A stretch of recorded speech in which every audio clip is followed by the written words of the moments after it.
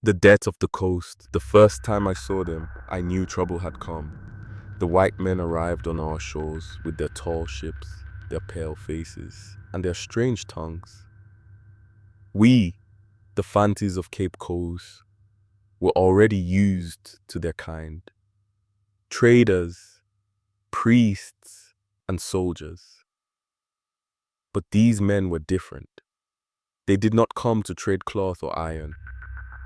They came to take. My name is Kweku Ata.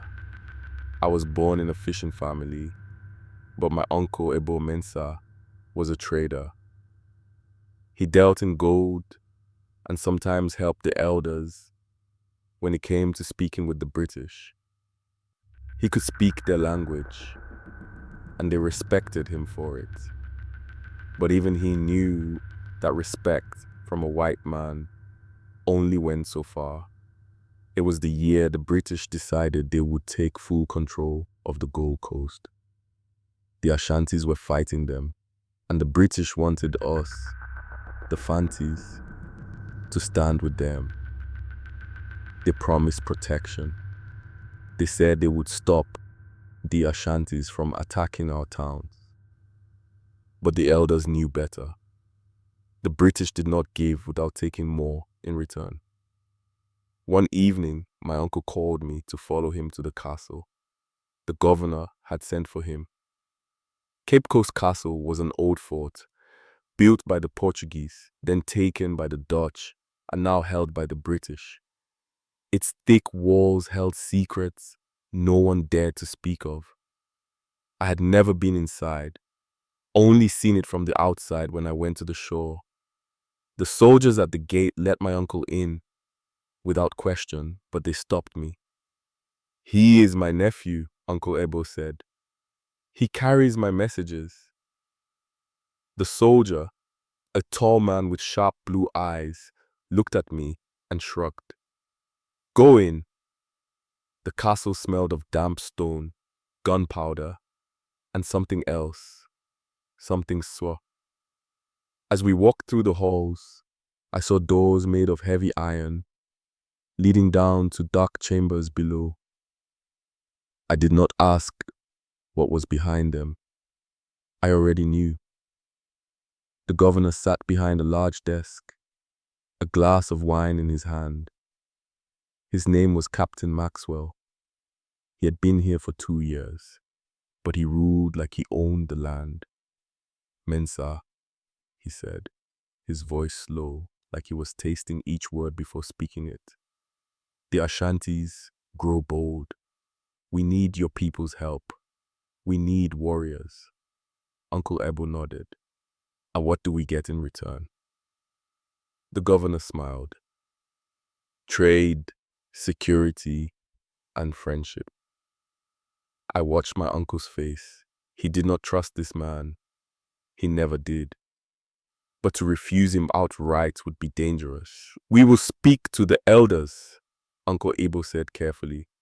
"The Fantis have always defended themselves. If we fight, it is because we must." The governor's smile faded. "See that you make the right choice, Mensa."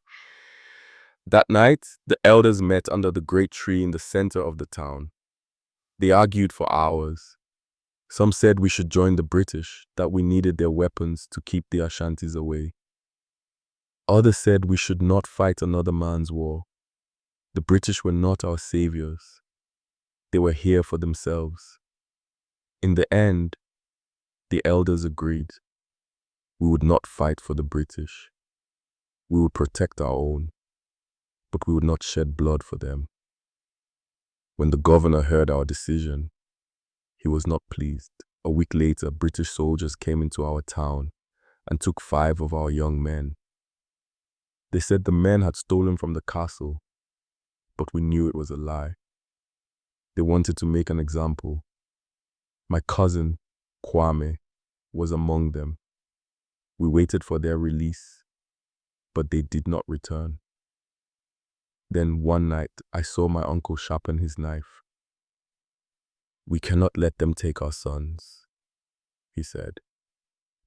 The next night, we crept to the castle. My uncle had gathered strong men, fishermen, traders, even some warriors. We moved silently, avoiding the guards. We knew the castle better than the British did. When we reached the cells, we found the young man, weak but alive. But the alarm was raised. The soldiers came, their guns ready. My uncle fought bravely, but a bullet found him. As we ran, I saw him fall. I wanted to go back, but Kwame pulled me away. He gave his life for us, he said. We cannot waste it.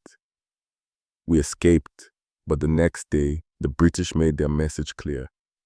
They hanged 3 men in the town square as a warning.